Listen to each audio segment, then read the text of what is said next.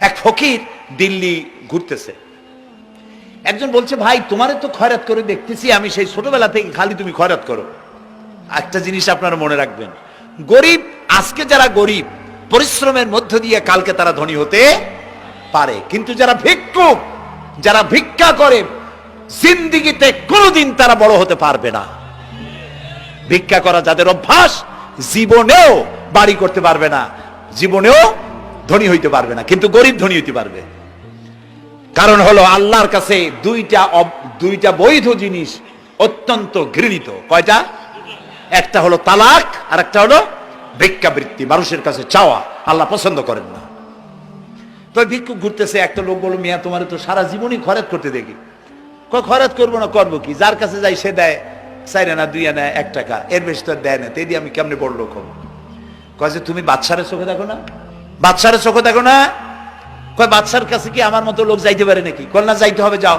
বাদশা একবার যাবা, এমন দেওয়া দেবে জীবনে আর তোমার খরচ করা লাগবে না।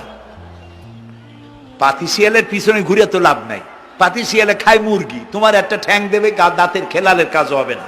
বাঘের পিছনে ঘোরো, বাঘে খায় গরু আর হরিণ, একটা রান দিলে তুমি 1 সপ্তাহ খাইতে পারবে। তো বলছে বাদশার কাছে যাও। তো বাদশারে পাবো কই? কই তো দেখলাম কেবল মসজিদে ঢুকলো। তারপরে ফকির গিয়ে দাঁড়ায় আছে বারান্দায়, দেখে যে উনি বাদশা ভেতরে বসে হাত তুলে আছে ভাবে, আর চোখ দিয়ে পানি পড়ে দাড়ি ভিজে ভিজে পড়তেছে। নামাজ শেষ করে, মোনাজাত শেষ করে বাদশা বেরিয়েছেন। কোন বাদশা? শাহজাহান। বাইরে আসার পর ফকির বলল, আসসালামু আলাইকুম বলে ফকির রওনা করছে। বাদশা বলে, দাঁড়াও, তুমি যে রওনা করলা, তোমার তো ভিক্ষুক মনে হয়, আর লোকেরা যারা ভিক্ষুক না তারাও তো আমার কাছে চায়, আর তুমি তো ভিক্ষুক, চাইলে না কেন কিছু? ভিক্ষুক বলে, জাহাপানা, আমি কিছু চাইতে এসেছিলাম আপনার কাছে, কিন্তু আপনার করুণ অবস্থা দেখে আমার জ্ঞানের চোখ খুলে গিয়েছে। আমি দেখতে পেলাম আমি যার কাছে চাইতে এসেছি, আমি তো কান্দি না, হাতও পাতি নাই। যার কাছে চাইতে আসলাম দিল্লির সম্রাট, আবার কোন সম্রাটের কাছে হাত পেতে ভিক্ষুকের মতো কি জানি চায়, আর চোখ দিয়া পানি পড়ে দাড়ি ভিজে ভিজে পড়ছে। আমার জ্ঞানের চোখ খুলে গেছে, দুনিয়ার বাদশার কাছে আর চাইবো না। বাদশা কান্দে যে বাদশার কাছে, তার কাছেই চাইবো। প্রিয় ভাই সব, এই জন্যে জিহ্ন সাফ করে ফেলুন। দুনিয়ার কোন মানুষের জন্য, মানুষের কাছে নয়, কোন কবরে নয়, কোন কারো কাছে নয়, আল্লাহ তাআলার কাছেই আমরা নামাজের মধ্যে ঘোষণা করেছি, ইয়্যাকা না'বুদু ওয়া ইয়্যাকা নাস্তাঈন। আল্লাহ তাআলা, তোমার একমাত্র ইবাদত করি, তোমার কাছেই সাহায্য চাই। কাজেই সাহায্য আল্লাহর কাছে। কার কাছে চাইবো বলেন? আল্লাহ আমাদের ঈমান পোক্ত করে দিন। আমরা বলি আমিন, আমরা বলি আমিন। অসুখ বিসুখ হইলে পরে ধৈর্য ধরবেন। অনেক মানুষ আছে জ্বর হইলে কয় যে এত নামাজ পড়ি খালি জ্বর আমারই হয়, এত রোজা রাখি, ভালো ভালো কাম করি, আমার ছেলের অসুখ মোটে সারি না। এই জাতীয় কথা বলবেন না। মুমিনের পায়ে যদি কাঁটাও ফোটে, সওয়াব থেকে খালি নাই। ধৈর্য ধরতে হবে। কাঁটা ফুটছে, বলেন ইন্না লিল্লাহ। আজাবান লিল মুমিন, মুমিনের জন্য বড়ই আশ্চর্য ব্যাপার, বিপদ হইলেও শুকর আদায় করে, আর সুখে থাকলেও শুকর আদায় করে। সুবহানাল্লাহ বিহামদি। বিপদ আসলে সে বলে ইন্না লিল্লাহি, বলেন ইন্না লিল্লাহি ওয়া ইন্না ইলাইহি রাজিউন। আর যখন শান্তি আসে বলে আলহামদুলিল্লাহ। দুই অবস্থায় তার জন্য নিয়ামত আল্লাহর তরফ থেকে সে পায়, আলহামদুলিল্লাহ। প্রিয় ভাই সব, তো আল্লাহর উপর ঈমান আনার জন্য কয়টা শর্ত বলছি না? এই যে প্যাচ লেগে গেছে, কয় যে 3টা। আল্লাহর উপর ঈমান আনার জন্য শর্ত কয়টা? 4টা। 4টার বলছি কয়টা? 2টা। আরেকটা হচ্ছে আল্লাহর কুদরত, এ বিশ্বাস করা। আল্লাহর কুদরত মানে শক্তি। আল্লাহর কিছু বিশ্বাস করবেন বলেন জোরে? শক্তি। আকাশ এবং জমিনে শক্তিশালী কে? কিন্তু আমার দেশের জনগণ, কিছু কিছু রাজনীতিবিদরা বলে জনগণই নাকি সকল ক্ষমতার, সকল শক্তির উৎস। কি পাগল! তুমি ক্ষমতার উৎস? নাকের মধ্যে ময়লা, দাঁতে ছাতা, পেটের মধ্যে দুর্গন্ধ ভরা, ক্ষমতার উৎস। আশ্চর্য কথা, এই যে ক্ষমতার উৎস, হাজার হাজার লোক এখানে বসা, দুইটা ভাউয়া ব্যাংক যদি দুই কোণা দিয়ে ঢোকে, ভাউয়া ব্যাংক চেনেন? বিগ সাইজের ব্যাংক, দুইটা যদি দুই দিক দিয়ে ঢোকে লাফাইতে লাফাইতে, সামনে যারা আছে এমনি লাফাবে। অন্তত টঙ্গী তামিরুল মিল্লাত মাদ্রাসা ছাড়াইয়া তারপরে ফিরে তাকায় বলবে, ভাই আমরা দৌড়াই কেন? ব্যাংকের সামনে অসহায়, বল্লা ভীমরুলের সামনে অসহায়, সাপের সামনে বিচ্ছুর সামনে অসহায়, তারা কয় সকল ক্ষমতার উৎস জনগণ। কপাল পোড়া, ক্ষমতার উৎস জনগণ নয়। এটা কোরআনের সাথে কন্ট্রাডিকশন হয় এ কথায়। আল্লাহ বলেছেন আন্নাল কুওয়াতা লিল্লাহি জামিয়া, সকল ক্ষমতার উৎস কে? চিল্লায় বলো ক্ষমতা কি দেখছেন? মাত্র 1.5 মিনিট। কয় মিনিট? মাত্র 1.5 মিনিট। আল্লাহ বলেছেন কোন? সাথে সাথে তামিলনাড়ু, মালয়েশিয়া, ইন্দোনেশিয়া, থাইল্যান্ড, মালদ্বীপ, শ্রীলঙ্কা, 2 লক্ষ লোক শেষ, 1 লক্ষের খোঁজ নাই। সমুদ্রের পানি 33 ফিট উঁচু হয়ে এসছে। সুবহানাল্লাহ কইতে ইচ্ছে করে না? বিজ্ঞানীরা বলেছেন ভারত মহাসাগরের তলদেশে ফাটল ধরেছে, ওর কয়েক কিলোমিটার নিচে ভূমিকম্পের উৎপত্তি হয়েছে। ভারত মহাসাগরের পানি 3 হাত না 4 হাত, কত কিলোমিটার আল্লাহ জানে।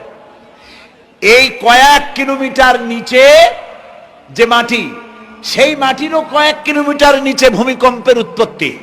এখান থেকে ভূমির কম্পন হয়েছে, সেই ভূমিকম্পে সমস্ত মহাসাগরের মধ্যে, ভারত মহাসাগরের মধ্যে জলকম্পন শুরু হয়েছে।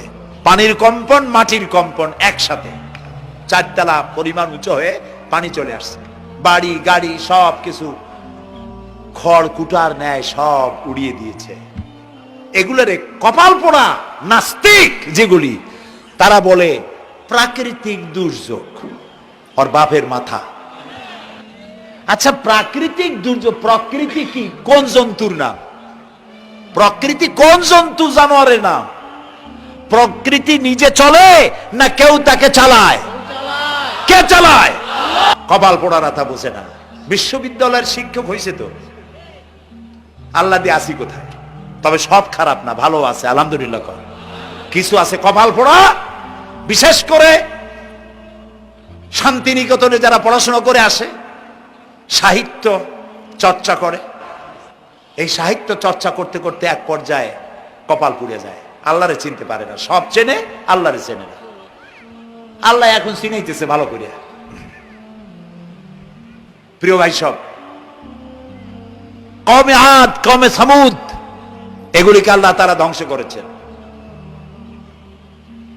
কিয়ামতের আগে এই যে 7টা আকাশ, এই আকাশ সম্পর্কে অবিশ্বাসীরা তারা বলেছে আকাশ বলতে কিছুই নাই, এটা নাকি অনেক দূরে, তাই নীলা নীলে দেখা যায়। কি কপাল পোড়া চিন্তা করে, নীলা নীলা দেখা যায়। এই আকাশ মহাশূন্য। এই আকাশগুলিকে, আকাশ কয়টা? কয়টা স্তর? 7টা। এগুলি কাতাইয়ে সিজিল্লিল কুতুব। কোরআনে কারিমে আল্লাহ তাআলা বলেছেন কিতাবের পৃষ্ঠার মতো কিয়ামতের আগে একটার পর একটা ঠাস ঠাস করে পড়বে, ভেঙে চুরমার হয়ে যাবে। ওয়াইদাল বিহারু ফুজ্জিরাত,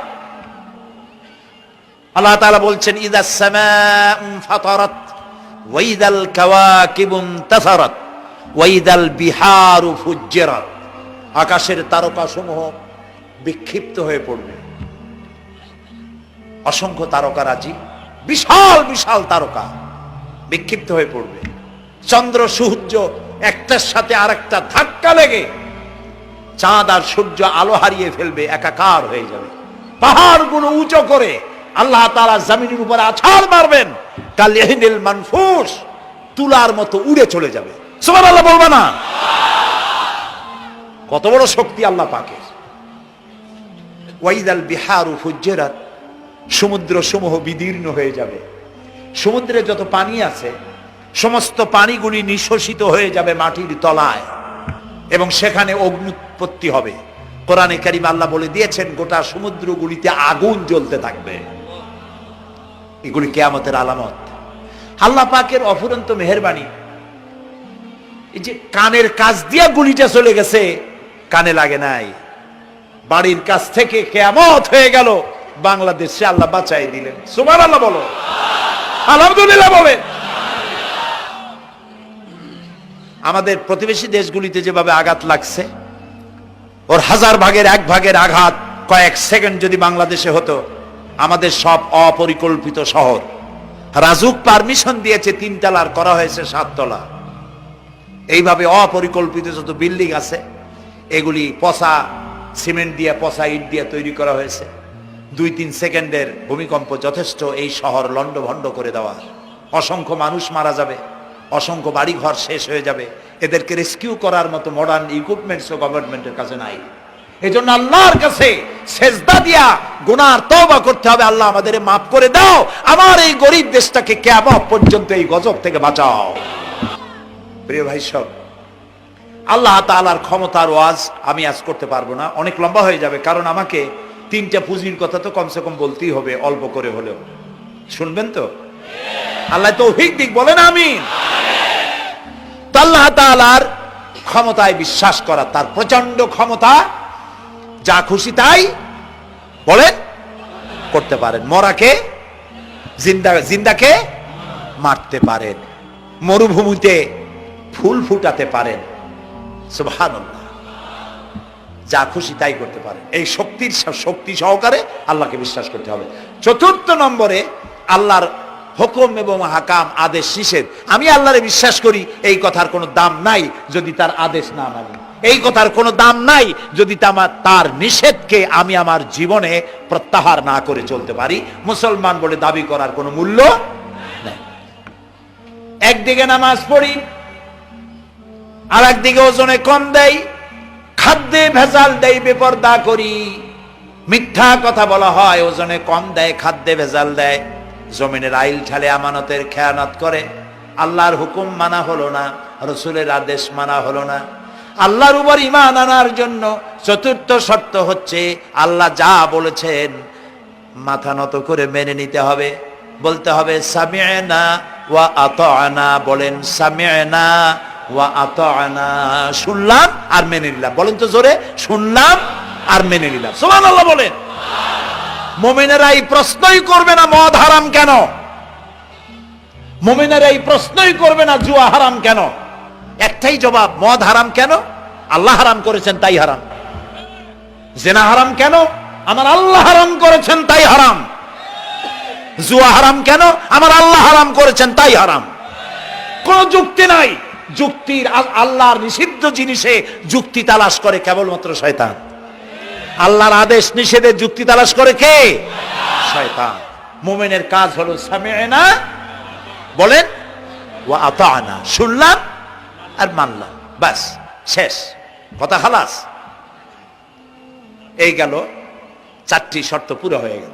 এই 4টি শর্ত যদি পূরণ করতে পারি তাহলে আল্লাহরে বিশ্বাস করছি এটা প্রমাণিত হবে, এটা জাস্টিফাই হবে, এটা সত্যতা প্রমাণ হবে যদি আল্লাহর হুকুম মতো। 1 নম্বরে হলো, আমি আবার কথাটা প্যাকেট করে দিই যাতে করে আপনারা বাড়ি নিয়ে যাইতে পারেন। আল্লাহর উপরে ঈমান এনেছি, এই কথাটাকে কমপ্লিট করার জন্য শর্ত কয়টা? 4টা। 1 নম্বরে আল্লাহর অস্তিত্বে বিশ্বাস, বলেন আল্লাহর অস্তিত্বে বিশ্বাস। 2 নম্বরে আল্লাহর গুণাবলীতে বিশ্বাস। 3 নম্বরে আল্লাহর ক্ষমতায় বিশ্বাস। 4 নম্বরে আল্লাহর আদেশ এবং নিষেধে বিশ্বাস, মান্য করে চলা। আল্লাহ যেন এই তৌফিক আমাদের দেয়, বলেন আমিন। আল্লাহ রাব্বুল আলামিন দুনিয়ায় শান্তি, আখিরাতে জাহান্নাম থেকে মুক্তি দেওয়ার জন্য আল্লাহ পাক আমাদেরকে একটা ব্যবসার কথা বলেছেন। ওই ব্যবসায় পুঁজি কয়টা? বলেন। 3টা পুঁজি। বলছি কয়টা? দেখেন যে কেমনি প্যাঁচ লাগে। বলছি মাত্র একটা, সে একটা ডাল বার করছি 4টা। এবার আসেন মূল পয়েন্টে। এবার দ্বিতীয় পয়েন্ট, রসুলের প্রতি ঈমান। আমরা তো রসুলের প্রতি ঈমান আনছি কিনা বলেন? রসুলের প্রতি ঈমান এনেছি। আমাদের এই ঈমান যথেষ্ট নয়, কারণ আমাদের ঈমান হলো রবিউল আউয়াল মাসে ঈমান তাজা হয়, ঠিক না? ঠিক না? রবিউল আউয়াল মাস যখন আসি, ব্যানার টানাই, শামিয়ানা টানাই, রাস্তাগুলিতে ফ্ল্যাগ লাগাই আর আলোকসজ্জা করি। মন্ত্রীরা আসেন, নেতারা আসেন, সিরাতুন নবী মাহফিলে দাঁড়ায় বলেন নবীর আদর্শ অনুসরণ করা ছাড়া উপায় নাই। অথচ ওনার পা থেকে শুরু করে মাথা পর্যন্ত নবীর আদর্শ নাই। আবার এই নেতা রামকৃষ্ণ মিশনে, রামকৃষ্ণ পরমহংসদেব তার মঞ্চে গিয়ে বলেন রামকৃষ্ণের নীতির ছাড়া বিকল্প কিছুই নেই।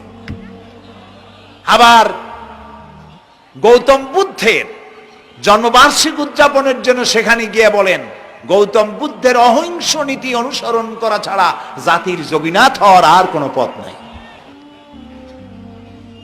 যেখানে যায় সেই জায়গার গুলি ধরে।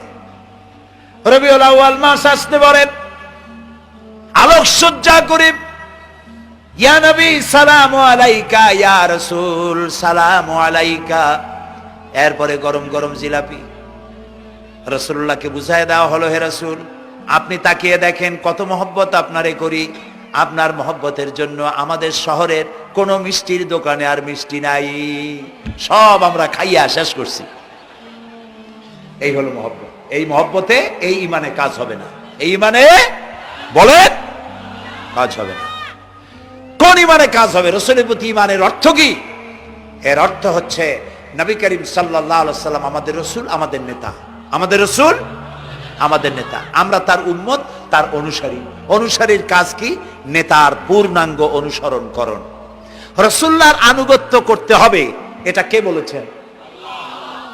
আল্লাহ রাব্বুল আলামিন সূরা আলে ইমরানের মধ্যে বলেছেন কুল ইন কুনতুম তুহিব্বুনাল্লাহ ফাত্তাবিউনি ইউহিব্বুকুমুল্লাহ ওয়া ইয়াগফির লাকুম যুনুবাকুম আল্লাহু গফুরুর রহিম। হে নবী আপনি বলুন, তোমরা যদি আল্লাহকে ভালোবাসো তাহলে তোমার কাজ হচ্ছে, তোমরা যদি আল্লাহকে ভালোবাসো তাহলে তোমরা আমার আনুগত্য করো, আমার অনুসরণ করো। কার? রাসূলের। বলেন কার? রাসূলের অনুসরণ যদি তোমরা করো, খেয়াল করে শুনতেছেন তো? আল্লাহ তাআলা বলছেন নবী আপনি বলেন তোমরা যদি আল্লাহকে ভালোবাসো, তোমাদের এই দাবি যদি সত্য হয় তাহলে আমার অনুসরণ করো, আমার আনুগত্য করো। আমার অনুসরণ, আমার আনুগত্য করলে পরে তোমাদেরকে আল্লাহ রাব্বুল আলামিন ভালোবাসবেন এবং তোমাদের তামাম জিন্দেগীর সমস্ত গুনাহ খাতা আল্লাহ তাআলা মাফ করে দিবে। আমরা কি গুনাহ মাফ করাইতে চাই? বলেন চাই? আসুন রাসূলের আনুগত্য করুন। রাসূলের আনুগত্য কিরকম? রাসূল যেভাবে মোস কাটছে আমরা সেইভাবে মোস কাটবো। তিনি দাড়ি যেভাবে রাখছেন আমরা সেইভাবে রাখবো। তিনি চুল কাটছেন যেভাবে সেইভাবে করব। তিনি পায়ের নখ, হাতের নখ যেভাবে কাটছেন সেইভাবে করব। তিনি যেভাবে বিবাহ করেছেন সেই সুন্নত অনুযায়ী বিবাহ, তিনি যেভাবে দেশ চালাইছেন সেইভাবে দেশ চালাবো। রাসূলের অনুসরণের অর্থ শুধু এই নয় যে তিনি যেভাবে সুরমা লাগাইছেন আমি ওইরকম সুরমা দেব, তিনি যেভাবে কদু খাইছে আমিও কদু খাবো, এইটা নয়। এটা নয়, শুধু রাসূলের আনুগত্য হবে মুরগির ফার্ম থেকে শুরু করে জাতিসংঘ পর্যন্ত, জীবনের সব ক্ষেত্রে। আর বিশ্বাস করতে হবে তিনি শেষ নবী, তারপরে আর কোন নবী আসবে না। আল্লাহ রাব্বুল আলামিন সূরা আহজাবের মধ্যে বলেছেন মা কানা মুহাম্মাদুন আবা আহাদিম মির রিজালিকুম ওয়ালাকির রাসূলুল্লাহি ওয়া খাতামান নাবিয়্যিন। মুহাম্মদ সাল্লাল্লাহু আলাইহি ওয়াসাল্লাম তোমাদের কোন পুরুষদের পিতা নন, তিনি আল্লাহর রাসূল এবং তাকে দিয়ে নবুয়তের মিশনকে খতম করে দেওয়া, কমপ্লিট করে দেওয়া হয়েছে। আর কোন নবী, রাসূলুল্লাহ বলেছেন লা নবিয়্যা বাদি ওয়ালা রাসূল, আমার পরে আর কোন নবী আসবে না, রাসূল আসবে না। কথা বুঝে আসছে? আল্লাহর নবীর পরে আর কোন নবী হবে না। আল্লাহর নবী বলেছেন একটি ইমারত তৈরি করে তার ভিতরে একটা ইট যদি খালি থাকে, একটি ইটের জায়গা যদি শূন্য থাকে তাহলে সকলের চোখে ধরা পড়বে। ওই ইটখানা দিলে পরে বিল্ডিংটা কমপ্লিট হয়ে যায়। নবুয়তের যে ইমারত আল্লাহ তৈরি করেছিলেন ওর ভিতরে একটা ইটের অভাব ছিল, আল্লাহ পাক আমাকে দিয়ে সেই শূন্য জায়গা পূরণ করে দিয়ে নবুয়তের মিশনকে কমপ্লিট করে দিয়েছেন। রাসূলুল্লাহ বলেছেন আমার পরে আর কেউ নবী হবে না। পৃথিবীর সব মুসলমানদের আকীদা মুহাম্মদ সাল্লাল্লাহু আলাইহি ওয়াসাল্লামের পরে যদি কেউ নবুয়তের দাবি করে সে কাফির, হাজার বার কাফির। তাকে যারা নবী মানবে তারাও। রাসূলুল্লাহ বলেছেন আমার পরে 30 জন মিথ্যেবাদী নবুয়তের দাবি করবে। তার মধ্যে একজন তো দাবি করছে রাসূলের জীবদ্দশায়, একটা ছিল মেয়ে লোক আর একটা ছিল পুরুষ। পুরুষটার নাম ছিল মুসাইলামা কাযযাব, নামই ছিল কাযযাব। কাযযাব মানে মিথ্যাবাদী। দেখছেন অবস্থা, নামই মিথ্যাবাদী। উম্মতেরা কইল যে আপনি তো একজন নবী, আমরা সৌভাগ্য আর দুর্ভাগ্য হোক আপনারা নবী বলে মানলাম। মুহাম্মদ সাল্লাল্লাহু আলাইহি ওয়াসাল্লামের কাছে প্রায় জিবরাইল আসে আর ওহী আনে, আর আপনি আমাদের কোনো ওহী দিতে পারলেন না পর্যন্ত। কয় যে কেবল না নবী হইলাম, অপেক্ষা করো, ওহী আসবেন। বেশ কিছুদিন যাওয়ার পর খুব চিন্তা ভাবনা করে কয় যে ওহী একটা আসছে। উম্মতেরা সব দৌড়ে আসছে, কি ওহী? কয় যে এইমাত্র শেষ রাত্রে জিবরাইল আসছিল, আইসে আমারে কয়ে গেল একটা সূরা নাজিল করলো। সূরাটা কি? ইন্না আতাইনাকাল আকাক ফাসাল্লি লিরাব্বিকা ওয়াজআক ইন্না শানিয়াকা হুয়াল আবলাক। উম্মতেরা কয় সর্বনাশ, এই সূরা পড়তে গেলে তো আমরা কাইসা মরে যাব। এর অর্থ তো খুব বিকায়দা। কি কি সূরা নাজিল হইল আপনার উপরে? ইন্না আতাইনাকাল আকাক মানে আমি তোমাকে হুতুম পেশা দান করেছি, সুতরাং তুমি তোমার প্রভুর উদ্দেশ্যে নামাজ পড়ো আর চিৎকার মারো, কারণ তোমার শত্রুরা সাদা এবং কালো বর্ণের। আমরা তো আগামাথা কিছু বুঝলাম না, কি ওই? আচ্ছা ঠিক আছে, পয়গম্বর মুহাম্মদ সাল্লাল্লাহু আলাইহি সাল্লামকে তার উম্মতেরা নিয়ে যায় তাদের বাগানে, মাঝে মধ্যে নিয়ে যায়। নিলে পরে যে কুয়ায় পানি থাকে না, শূন্য কুয়া পানিতে ভরে যায়।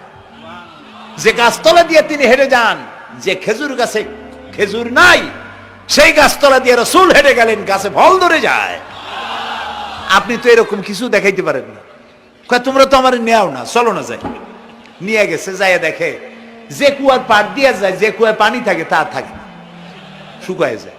যে গাছ তলায় দিয়ে যায় ওই গাছে খোরমা থাকলে সাথে সাথে খরু ঝরে যায়। উম্মতের কয় কি একটা কপাল পড়ো নবী পাইলাম বাকি। আল্লাহ তারে শেষ করছে দুনিয়া থেকে, জাহান্নামে চলে গেছে। সেই মহিলাটাও গেছে, সেও গেছে। রাসূলুল্লাহ বলেছেন এইরকম 30 জন মিথ্যাবাদী নবুয়তের দাবি করবে কিয়ামতের আগ পর্যন্ত। গোলাম আহমদ কাদিয়ানী, এ হলো ইতিহাসে আমরা যদ্য পাই তার পর্যন্ত 28 জন হয়েছে। মুহাম্মদ সাল্লাল্লাহু আলাইহি সাল্লামের ইন্তেকালের পর ওকে নিয়ে হয়েছে 28 জন। কয়জন হইল? বাকি আছে কয়জন?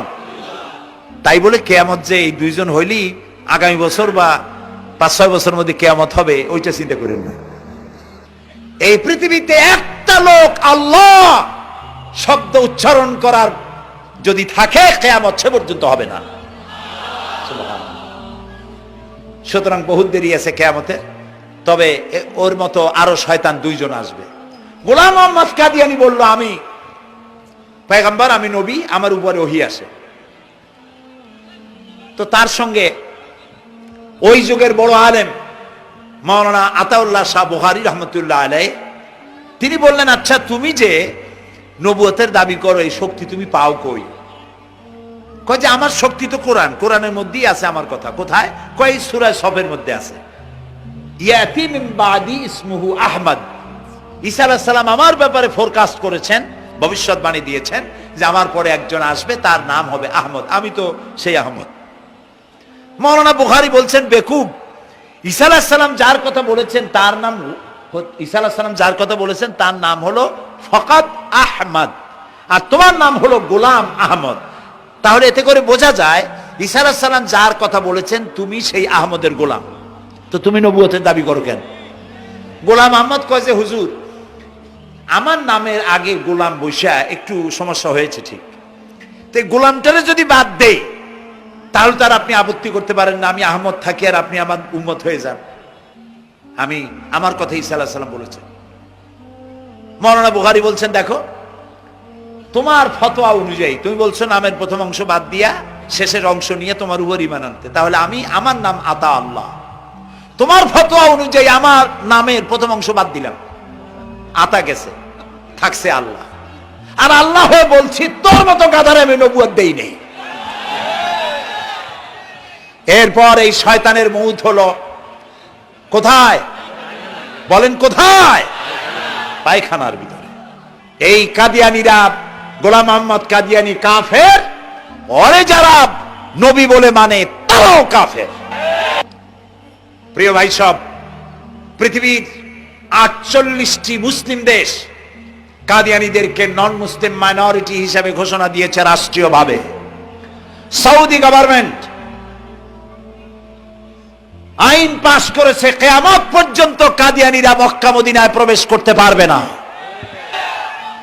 কাজী তাদের ব্যাপারে উচ্চবাচ্য কথা বলতে গিয়ে ব্যারিস্টার হন, আইনজীবী হন, যেই হন, খতমে নবুয়তের আন্দোলন যারা করে তাদের ব্যাপারে কথা বলতে গিয়ে মুখ সামনে কথা বলবেন। এদেশের মানুষ শহীদ হয়ে যাবে, কাদিয়ানীদেরকে বরদাস্ত করবে না। আমাদের দেশে হিন্দু, থামুন, আমাদের দেশে হিন্দু, খ্রিস্টান, বৌদ্ধ আমাদের দেশের নাগরিক অধিকার ভোগ করে না? আমাদের সমান নাগরিক অধিকার তারা ভোগ করে। কাদিয়ানীরাও হিন্দু খ্রিস্টানদের মতো নন মুসলিম মাইনরিটি হিসেবে এদেশে বসবাস করে নাগরিক সুবিধা ভোগ করবেন, কোনো অসুবিধা নাই। কিন্তু আপনি মুসলমান বলে দাবি করবেন না, শেষ নবী মানবেন না, আমরা এই ব্যাপারে কিয়ামত পর্যন্ত আপোষ করব না। কেবলমাত্র মূর্খ, দালাল, হারামখোর তারাই কাদিয়ানীদের পক্ষ অবলম্বন করতে পারে, ইমানদারেরা পারে না।